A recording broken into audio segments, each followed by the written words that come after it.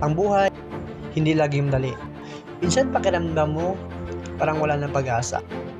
Pero tandaan mo, ang tagumpay ay para sa mga hindi sumusuko.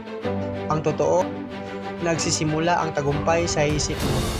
Kahit mahirap, kahit parang imposible. Lahat ng matagumpay na tao dumadaan sa pagsubok. Pero anong pinagkaiba nila? Hindi sila huminto.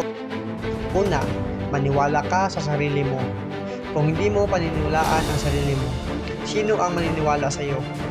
Kahit wala kang pira, kahit galing ka sa mahirap, ang tiwala mo sa sarili mo ang unang hakbang. Pangalawa, kumilos ka araw-araw. Huwag mong hintayin ang tamang oras dahil walang tamang oras ang sekreto ng tagumpay.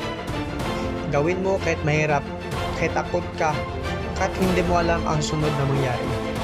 Pangatlo, matuto ka sa pagkakamali. Hindi hadlang ang pagkakamali. Lahat ng nagtagumpay, nagkamali muna. Ang mahalaga, matuto ka, bumangon at ituloy ang laban.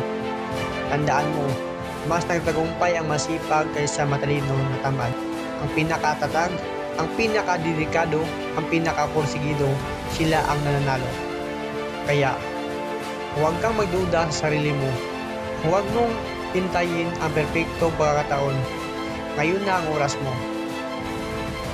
Kung gusto mo pa ng motivation, follow at like para update ka sa mga next video natin. Tuloy lang ang laban. Thank you.